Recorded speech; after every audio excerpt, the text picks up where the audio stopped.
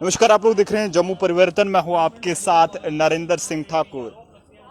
GMC लगातार सुर्खियों में है और एक बार फिर से कई सारे इल्जामात के साथ साथ एक बार फिर से आज बड़ा इल्जाम जो है वो जीएमसी पर लगा है। यहाँ पर एक पेशेंट, आप देख सकते हैं कि एक पेशेंट यहाँ पर डॉक्टरों की लापरवाही से जो है वो इस पेशेंट की जान जा सकती थी और फिलहाल पेशेंट हमारे साथ है, इनसे बात करेंगे। कुलदीप सिंह कोतवाल, मैं डोडा से बिलोंग करता हूँ। गंदो मेरी तहसील है। सर, मेरी एक्चुअल में मुझे प्रॉब्लम थी, फिस्टोला प्रॉब्लम थी। मैं भी नहीं जानता था कि फिस्टोला क्या चीज़ है, लेकिन जब तकलीफ रही मैंने डायग्नोज करवाया इसको डॉक्टरों से। उन्होंने कहा जी आपको फिस्टोला है और इसकी सर्जरी, अल्टीमेटली आपको इसकी सर्जरी करनी पड़ेगी तब आप ठीक हो जाएंगे। मैंने काफ़ी मेडिसिन ली। 9 मार्च को जीएमसी में मेरा ऑपरेशन हुआ। डॉक्टर सतीश परिहार जो हैं उन्होंने ऑपरेशन किया। ऑपरेशन के बाद उन्होंने कहा जी आपको धागे डालें हमने अंदर 4, और ये हर 14 दिन के बाद आपको एक रिप्लेस करना है और धागा टाइट करना और एक निकालना है। वो चलाते चलाते जनाब लास्ट वाला धागा जो था मुझे फंस किया। वो उन्होंने तरले मार दिए, काफ़ी कोशिश की, नहीं निकला वो। लास्ट उन्होंने कहा जी आपको एडमिट होना है, आपका ऑपरेशन हो जाएगा। मैंने क्वेश्चन किया कि डॉक्टर साहब ये कैसा ऑपरेशन है? अभी 2 महीने पहले मेरा ऑपरेशन हुआ, दूसरा ऑपरेशन आप फिर करने जा रहे हो एक ही बीमारी का, ये क्या प्रॉब्लम है? या तो हमें क्लियर बता दो, हो जाएगा ये ठीक आपसे होगा, नहीं होगा तो हम दूसरी जगह अप्रोच करेंगे। उन्होंने कहा जी हो जाएगा ठीक।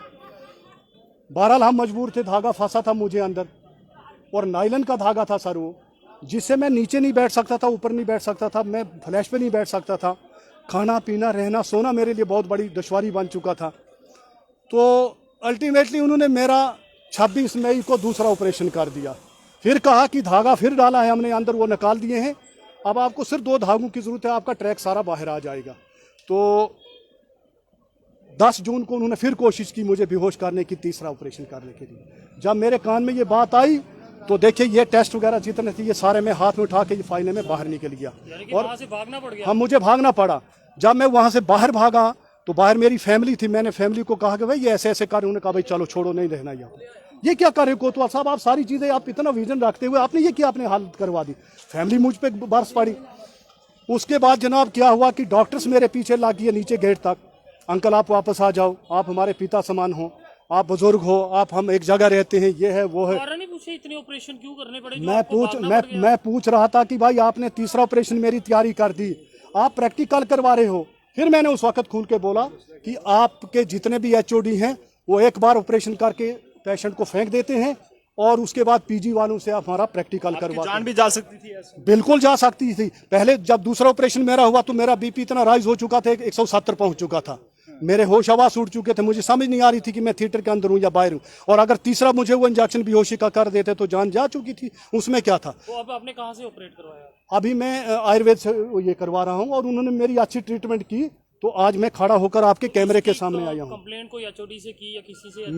मैंने उसी एचओडी को 2 बार फोन करके कहा। उन्होंने कहा कोतवाल साहब बैठ के इसको नेगोशिएट करेंगे, मसले को नेगोशिएट करेंगे। मैंने कहा क्या नेगोशिएट करोगे यार, मैं तुमसे कोई डिसेबिलिटी का कोई पैसा मांग रहा हूँ? मैं तुमसे क्या कोई राशि मांग रहा हूँ? मैं ये चीज कह रहा हूँ कि जो आपका बिहेवियर या जो आपका तरीकाकार है वो कुलदीप के साथ तुमने किया है। मैंने सैकड़ों पेशेंट के साथ भी ये देखा, जो मड़वा दक्षिण से आदमी आएगा, जो पीर पंचाल से आएगा, जो बनी बसोली से आएगा, जो क्या कहते हैं डुड्डू बसंतगढ़ से आएगा, जो भलेस गंधों से आएगा, कितने फार फ्लंग इंटीरियर्स हैं, वहाँ से वो गरीब लोग आते हैं जो नारायणा नहीं जा सकते हैं। और नारायणा की भी हालत देखी, वही हालत वहाँ पर भी। मेरे कुछ रिलेटिव्स वहाँ पर गए, सर अस्पतालों के अंदर ठीक ठाक नहीं चल रहा है। हमको बड़े बड़े स्लोगन देने से अपनी जनता का खास ध्यान रखना चाहिए। मैं तब भी ये चीज़ परहेज में आज कह रहा हूँ, मैं शासन में बैठे हुए लोगों को ये चेतावनी दे रहा हूँ कि अगर ये मेरे साथ हालत हुई, अगर तुम्हारे साथ, आए दिन आपके गेट के बाहर बाइट चली रहती, आए दिन आपके बाहर कैमरे लगे रहते, ये क्यों पेशेंट देखते हैं, क्यों पेशेंट चिल्लाते हैं, क्या रीजन है? बीमारी आपको थी उसके लिए क्या इतने ऑपरेशन होते हैं? सर मेरी आइलैंड के धागे डाल दिए थे, जैसे किसी बैल को बांध दिया अंदर, रास्ते से भाग रहा था मैं तो रास्ते डाल के मुझे बांध के रखा था। मैं इंसान था, कोई एनिमल तो नहीं था ना, मैं भैंस झोटा गाय कोई बैल घोड़ा तो नहीं था ना। कम से कम उनको ये चीज़ देखनी चाहिए थी। एलजी प्रशासन से क्या अपील करेंगे? एलजी साहब से मैं यही अपील करूंगा कि उनको फिल फॉर मेरी बाइट को देखकर, बल्कि मैं अपनी आवाज़ नहीं, मैं जिस भी हालत में इस वक्त खड़ा हूं, भगवान ने मुझे ठीक किया, तो आज मैं कैमरे के सामने हुआ। एलजी साहब ऐसे हजारों गरीबों के साथ वहाँ हालत ऐसी होती है।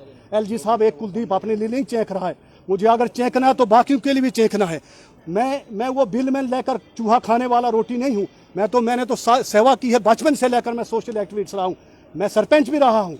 जिस तरह से आपने कहा कि आपने वहाँ से भागे, आपके कानों में आवाज पड़ी, और अगर ये आवाज ना पड़ी होती थी तो फिर अगर ये आवाज नहीं पड़ी होती और कोई बेचारा नासमझ आदमी होता, उसने लेटना था, उसको बेहोशी का इंजेक्शन डालना था और तीसरे इंजेक्शन में उसकी जान ले लेनी थी, वही हालत मेरी भी हो जाती। लेकिन मुझे बचना था, भी कुछ थोड़ा रिस्क था। मेरी समझ में ये बात आई तो मैं टेबल छोड़ के बाहर निकला। डॉक्टरों में हड़कंप मच गया। मैं आपके जेके चैनल से और आपके जम्मू क्या कहते हैं प्रशासन से, ये परिवर्तन से ये मैं निवेदन करूंगा कि इस बाइट को इस ढंग से चलाइए सर। ये कोई पॉलिटिकल बाइट नहीं है, ये कोई इलेक्शन वाली बाइट नहीं है, ये स्वास्थ्य को लेकर है। अगर एक जनरल साहब जब बॉर्डर पे लड़ते हैं सर, कितनी हिम्मत और दलेरी से लड़ते हैं, लेकिन जब उनको अगर वहां पर चोट आ जाती है ना तो उनको स्वास्थ्य की जरूरत होती है। अगर उनको स्वास्थ्य नहीं होगा तो वो बॉर्डर पे नहीं लड़ सकेंगे।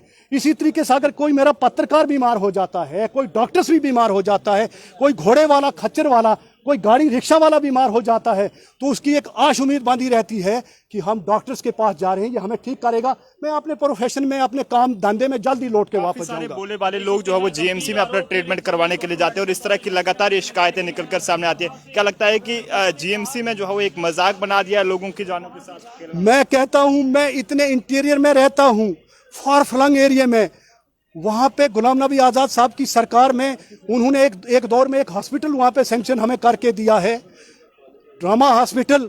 मैं कहता हूं इससे कोई 10 गुना वो हॉस्पिटल अच्छा है, वहां पर व्यवस्था ठीक है, जो भी कुछ ट्रीटमेंट है। मैं कहूंगा मड़वा दक्षिण में जो होगा ना, छोटा सा एक डिस्पेंसरी सेंटर, वहां भी मैं कहता हूं पेशेंट के साथ अच्छा ट्रीट। बख्शीनगर में तो कसाब खाना बना के रखा है। खुले लफ्जों में कहूंगा, मुझे कोई डरने वाली बात नहीं है, देशभक्त आदमी है हम कहेंगे, पब्लिक के लिए कहेंगे।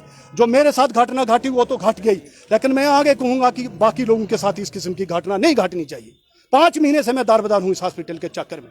देख सकते हैं कि जीएमसी की लापरवाही से जो है वो एक पेशेंट की जान जा सकती थी, ऐसा इनका कहना है। और इन्हें जो है वो जीएमसी में एडमिट किया जाता है, इसके बाद ऑपरेशन पे ऑपरेशन जो है वो इनके किए जाते हैं। जो इनका कहना है कि इतने ऑपरेशन नहीं जाने कि एक जानवरों की तरह जो है वो इनका ट्रीटमेंट वहां पर किया जाता है। इसको लेकर ये अपील कर रहे हैं कि जीएमसी की जो लगातार लापरवाही देखने को मिल रही है, इसके खिलाफ कार्रवाई हो, ताकि पेशेंटों की जानों के साथ खिलवाड़ जो है वो वहां पर ना किया जा सके। आप लोग अपनी राय जरूर बताइएगा। कैमरा पर्सन अभिषेक के साथ नरेंद्र सिंह।